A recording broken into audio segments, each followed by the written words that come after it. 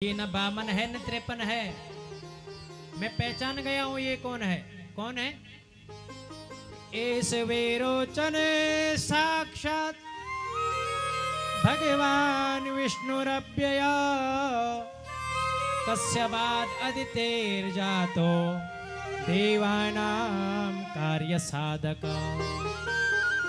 देवताओं के कार्य को सिद्ध करने के लिए भगवान विष्णु ही वामन बन के आया। ये वामन त्रेपन कुछ नहीं है, ये नारायण है।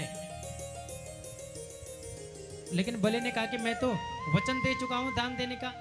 अरे बोले बलि, कुछ जगह ऐसे होते हैं जहां दान का संकल्प कर दिया, बोल दिया तो पाप नहीं लगता, मना कर दो।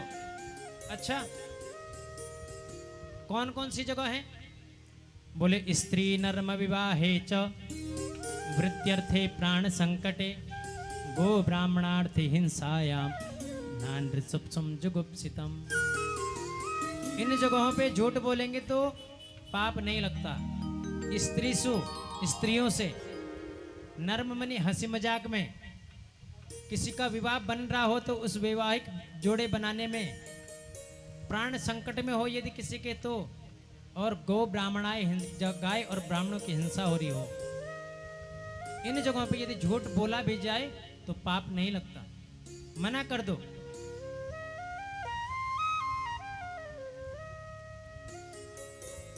बोले यदि अप्रिय घटना हो और मां पे यदि अप्रिय घटना सीधा बोल दे तो एक की जगह और अप्रिय घटना हो सकती है। इसलिए बोले कुछ बहाना बना करके अगर इत्यादि अन्यत्र बातें करेंगे, झूठ बोलेंगे तो वहां पाप नहीं लगता है।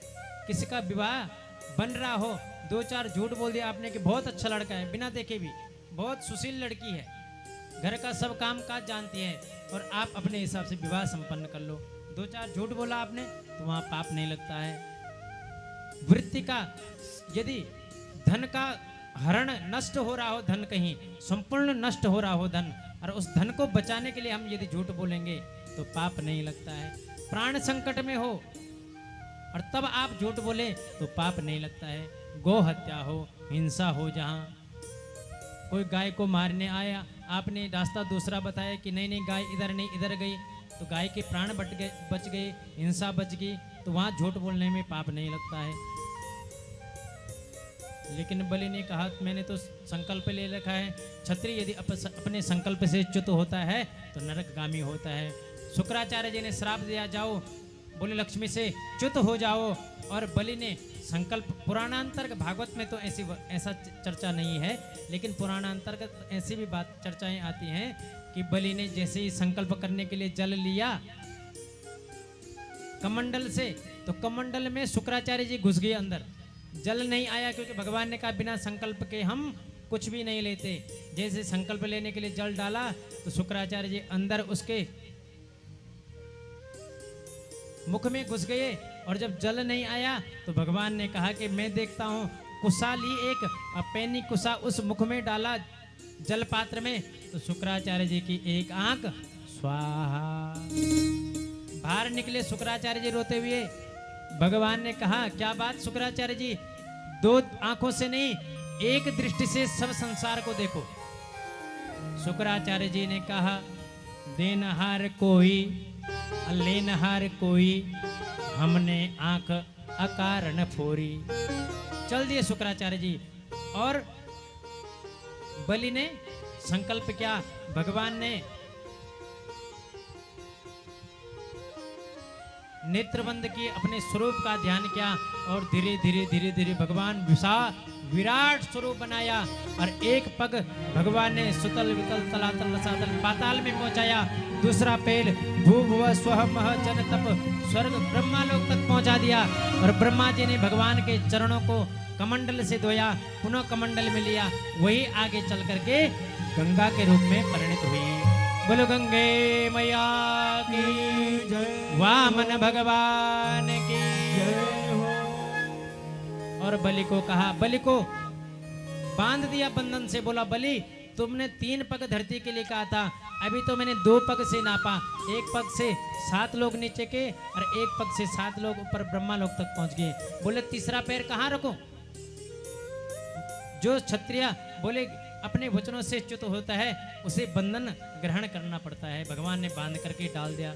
लेकिन बलि ने कहा कि प्रभु एक बात बताइए, अच्छा आप बताओ कि धनवान बड़ा होता है कि धन बड़ा होता है, बताइए आप कौन होता है। भगवान ने कहा कि भाई जो धन का मालिक वो बड़ा है। तो बलि ने कहा कि प्रभु आप अब तक 2 पैरों से आपने मेरे धन को नापा है, आप पदम तृतीयम निज शीर्ष में पदम, हे प्रभु आप अपने तीसरे पैर को मेरे शीश पे रख लो। भगवान बड़े प्रसन्न हो गए, बंधन से मुक्त किया और अपना तीसरा पैर बलि के सिर पर रख दिया। इतने में प्रहलाद जी महाराज वहां प्रकट हो गए। जब बलि ने कहा कि पदम तृतीयम कुरु शीर्ष में निजम, मेरे सिर पर पैर रखो, प्रहलाद जी वहां प्रकट हुए और प्रहलाद जी ने भगवान से प्रार्थना की, हे प्रभु आप धन्य हैं। बोले आपके पुत्र और पौत्र से बड़े तो मेरे पौत्र बलि है, जिसके सिर पर आपने पांव रखे। आपके प्रिया लक्ष्मी जी है, उन लक्ष्मी जी को ऐसा सौभाग्य नहीं मिला। आपके पुत्र ब्रह्मा जी हैं, आपने कभी भी ब्रह्मा जी के सर पर पैर नहीं रखा, ऐसा सौभाग्य उन्हें नहीं मिला। आपने कभी शिव जी के सर पर पैर नहीं रखा, उन्हें आशीष नहीं दिया। उनसे भी श्रेष्ठ मेरे पौत्र बोले बलि हैं। और बड़े प्रकार से भगवान की प्रार्थना ध्यान बंधन किया और अंत में बलि महाराज को सुतल लोक में भेज दिया। हे बलि जाओ, तुम स्वर्ग से भी जो प्रार्थनीय वंदनीय सुतल लोक हैं वहां के राजा बनो और आने वाले समय में आप स्वर्ग के राजा बनोगे। इस प्रकार से। और बलि ने कहा कि प्रभु मेरी भी थोड़ी प्रार्थना है। बोलो बताइए क्या इच्छा है। बलि ने कहा कि प्रभु मेरी प्रार्थना आपसे है, आप यदि मुझे कुछ देना चाहते हैं तो आप मेरे जब मैं घर से अंदर बाहर जाऊं तो आपके दर्शन हो। भगवान ने कहा क्या द्वारपाल बनाने की इच्छा है। प्रभु ये आप सोचे। तो भगवान बलि के प्रेम में बलि के द्वारपाल बन गए। कहां? सुतल लोक में। एक दिन नारद जी आए लक्ष्मी जी के पास, बोले कहाँ है स्वामी। बोले पता नहीं। तो नारद जी ने ज्ञात कराया कि बलि ले गई है द्वारपाल बनाकर, जाओ वहां। तो लक्ष्मी मैया बलि के सुतल लोक में गई एक दिन, और वह समय था राखी का। राखी लेके गई और बलि को राखी पहनाई। बोले मेरे कोई भाई नहीं है, तुम भाई बन जाओ। और लक्ष्मी, त्रिलोकी की लक्ष्मी जिसकी बहन बने कौन न चाहेगा। बलि ने प्रसन्नता से लक्ष्मी जी को राखी पहनना स्वीकार किया, बहन बनाया। लक्ष्मी जी भेष बदल के गई थी। और बलि ने कुछ देना चाहा दक्षिणा में, लेकिन लक्ष्मी मैया ने कहा कि मुझे दक्षिणा नहीं चाहिए। अरे बलि भैया यदि आप देना चाहते हैं तो जो आपका द्वारपाल है इसे दे दो। अरे बलि ने कहा बहन किसको मांग रही हो तुम। ये जो मेरा द्वारपाल है ये द्वारपाल नहीं है, ये तो त्रिलोकी की नाथ नारायण हैं। लक्ष्मी जी ने कहा कि भैया बलि मैं भी कोई ऐसी वैसी बहन नहीं हूँ। अपने स्वरूप में लक्ष्मी मैया आई और दिव्य स्वरूप का दर्शन कराया। बोले लक्ष्मी नारायण भगवान की। और माँ लक्ष्मी को बलि ने लक्ष्मी नारायण जी को सौंप दिया और लक्ष्मी मैया नारायण को लेकर के वैकुंठ में पहुंच गई। बोले लक्ष्मी नारायण भगवान की। और अष्टम स्कंद विश्राम में 24वें अध्याय में मीनोपाख्यान है। मनु महाराज जी को मीन स्वरूप परमात्मा ने दिखाया। आइए हम केवल प्रणाम करते हुए मीन भगवान को और आगे बढ़ेंगे। प्रलय पयसि धातु सुप्त शक्तेर्मुखेभ्यः श्रुतगणमपि नीतं प्रत्युपादत हत्वा दितिजमकदयद्यो ब्रह्म सत्य व्रतानौ तमहमखिल हेतुं जीवमीनं नतोऽस्मि।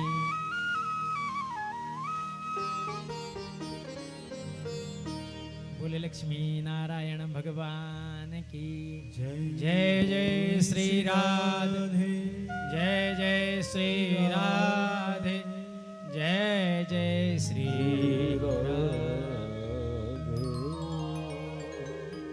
आवाज में करंट ढीला। अच्छा व्रत किस किस का हाथ खड़े करो जरा। अच्छा जो पीछे कुर्सी में बैठे कुछ कुछ लोगों का नहीं है शायद। अच्छा आगे वालों ने दोनों हाथ खड़े करे इसलिए ज्यादा लग रहे हैं। अच्छा व्रत सभी का है। बोले कृष्ण कन्हैया लाल की जय हो।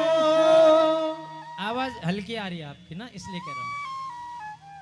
वो तो अच्छा है अंदर वाले जोर से कह रहे हैं, बाहर वालों की तो आवाज ही नहीं आ रही। बोले वृंदावन बिहारी लाल की जय। सत्य सनातन धर्म की बहुत सुंदर। और आइए अष्टम स्कंद प्रभु के चरणों में समर्पित। समय का भी ध्यान रखना है। वैसे तो हमें देखो आज तक पता ही नहीं चला कन्हैया कब आते हैं। आपको पता है किसी को समय नहीं है ना, तो देखो हमें भी पता नहीं है। अब जब तक कन्हैया जी का जन्म नहीं हुआ तो देखो कोई खड़ा नहीं होगा, क्योंकि पता हमें भी नहीं है कब आएंगे। ठीक है, तो राजा परीक्षित ने प्रश्न किया, हे सुखदेव जी महाराज, मन्वंतराणि सर्वाणि त्वयोक्तानि श्रुतानि वै वीर्याणनंत वीर्यस्य हरेस्तत्र कृतानि च। बोले आपने मनवंतरों का अनेक प्रकार की कथाएं की, सबको मैंने ध्यान पूर्वक से सुना है, लेकिन अब थोड़ा सूर्यवंश का वर्णन करो विस्तार से।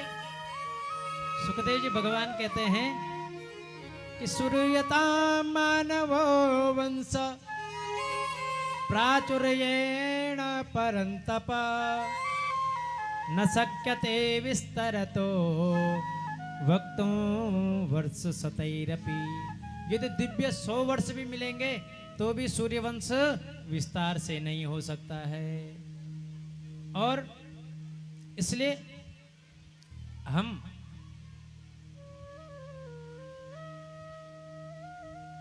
भगवान नारायण की नाभि से ब्रह्मा और ब्रह्मा की नाभि में मनु महाराज जी और इनके विवस्वान सूर्य हुए, जिससे सूर्यवंश चला। अनेक प्रकार के राजा हुए। हम 2-4 मुख्य कथाएं सुनेंगे। और सूर्यवंश में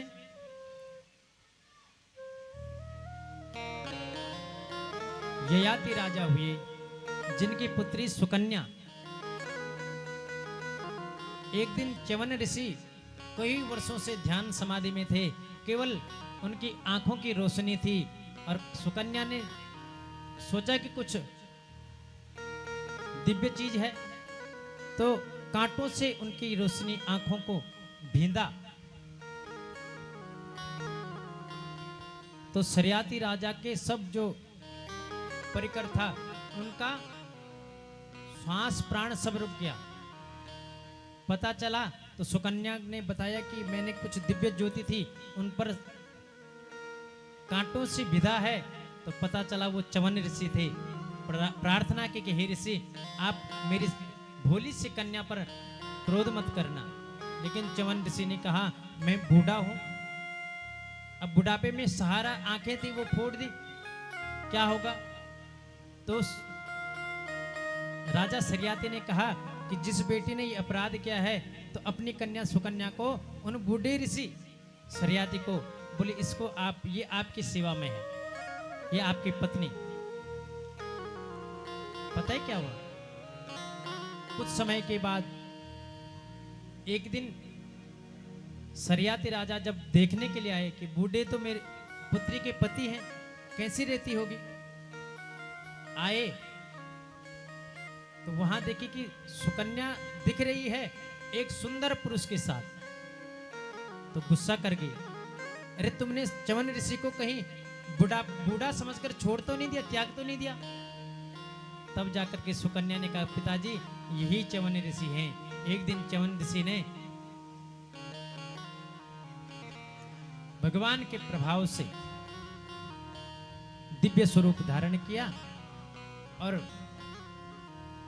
इधर सुकन्या ने पूरा वृत्तांत बताया और तब जाकर के सुकन्या उन ऋषि के साथ कई वर्षों तक जीवन यापन किया। सूर्यवंश में ही एक सूर्यवंशी राजा अम्बरीश जी महाराज भी, हम पे धन बहुत है, लेकिन उस धन का सदुपयोग नहीं है तो कोई फायदा नहीं है। लेकिन जो अम्बरीश जी महाराज हैं वो भगवान के, देखो भगवान का आप मंदिर बना ले, इतना आपके धन है आपके पास, भगवान का भव्य मंदिर बना लें, वहां मूर्ति स्थापित कर दें, वहां नौकर चाकर रख लें, लेकिन धन का अहंकार आ ही जाता है। हमने मंदिर बनाया इतना बड़ा, इतने लोग वहां सेवा में हैं, लेकिन अम्बरीश जी महाराज इतने शांत। सवे मन कृष्ण पदारविंदयो वचांसि वैकुंठ गुणानुवर्णने करोर हरेर मंदिर मार्जनादिशो श्रुतिम चकाराच्युत सत्कतोदय। लेकिन हमारी ये खोपड़ी है ना, अहंकार के बिना मानती ही नहीं है, भरती नहीं है खोपड़ी, जितना आए उतना ही कम है। लेकिन अम्बरीश जी महाराज भगवान की सेवा स्वयं करते हैं, चक्रवर्ती सम्राट होने के बाद भी। और हमारी खोपड़ी कैसी है, एक बार तिराही पे एक भिखारी बैठा हुआ एक पात्र को लेकर के, तो अचानक नारद जी घूमते हुए आए और उसको देखा, भाई क्यों बैठे हैं? बोले नारद जी कुछ मिल जाए, जीवन कट जाए। तो नारद जी ने कहा थोड़ा कुछ दे दिया। फिर 2-4 महीने बाद आए तो फिर वो वहीं बैठा कटोरा पकड़ के पात्र को लेकर। अरे भाई क्या बात है? बोले वो तो खत्म हो गया, कुछ और मिल जाए। तो नारद जी ने कहा मैं भी भाई फक्कड़ हूं, तो एक चिट्ठी लिख दी कुबेर के लिए। किसके लिए? कुबेर महाराज के लिए चिट्ठी लिखी कि जिस व्यक्ति को, अमुक व्यक्ति को मैं तुम्हारे पास भेज रहा हूं, कुबेर जी इसको, इसका जो पात्र है इसको धन से, सोने चांदी इत्यादि से, हीरों से भर देना बस। और नीचे लिख दिया कि मैं नारद, क्योंकि व्यक्ति विशेष का नाम चिट्ठी में होगा तो बड़ी चिट्ठी की महत्व हो जाती है। व्यक्ति चले गया कहाँ? कुबेर के पास, कुबेर नगरी में। सब लोगों ने रोका, द्वारपालों ने, अरे कहाँ भिकमंगा कहाँ जा रहा है? उसने चिट्ठी दिखाई तो नीचे लिखा है मैं नारद। अब सब डर गए, भाई जाओ अंदर कुबेर तक पहुंच गए, क्योंकि चिट्ठी देखते ही अब पढ़ लिया कि भाई जो ये मांगेगा इसके पात्र को भर दो। कुबेर ने कहा कि चलो 4 भवन है कुबेर के, 4 भवन है, वहां सोना चांदी हीरे जवाहरात। चांदी वाला को बोलो कि भरो, चांदी वाले ने सब भर दिया, सोने वाले ने भी भर दिया, हीरे जवाहरात सब भर दिए, लेकिन पात्र भरा नहीं। जितना था सब पात्र में आ गया, वो चल दिया। कुबेर ने कहा मिल गया? बोले मिल गया। लेकिन कुबेर के जो गण थे उन्होंने कहा कि 4 भवन खाली।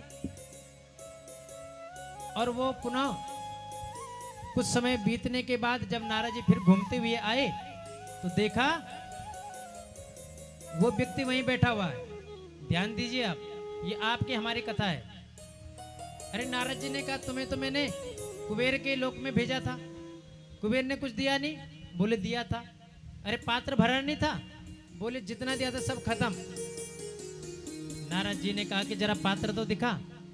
और जब उस पात्र को नारद जी ने हाथ में लिया और उल्टा किया तो वो पात्र कोई और नहीं, इंसान की खोपड़ी थी।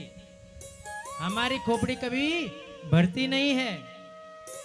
अरे नारद जी ने हाथ जोड़े, भाई इंसान की खोपड़ी कभी भर नहीं सकती, जा तो मांगते रहे। यही हमारी स्थिति है।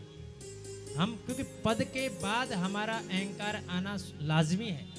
वो विशेष लोग होते हैं जो पद पाने के बाद भी सरल होते हैं। और शास्त्र तो कहता है कि जितने बड़े गुणीवान होंगे, श्रेष्ठ होंगे, उतने झुकते हैं।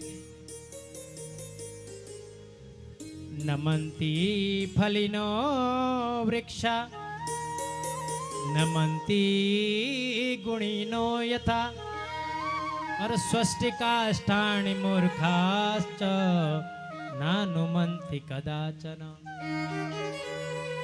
केवल 2 ही लोग हैं जो झुकते नहीं हैं, 3 लोग हैं। वृक्षों पे जितने ज्यादा फल लगेंगे उतने ज्यादा झुकते हैं, और 3 ही ऐसे लोग हैं जो झुकते नहीं हैं। एक तो सूखी लकड़ी, और सूखी लकड़ी को आप जबरदस्ती झुकाने का प्रयास करेंगे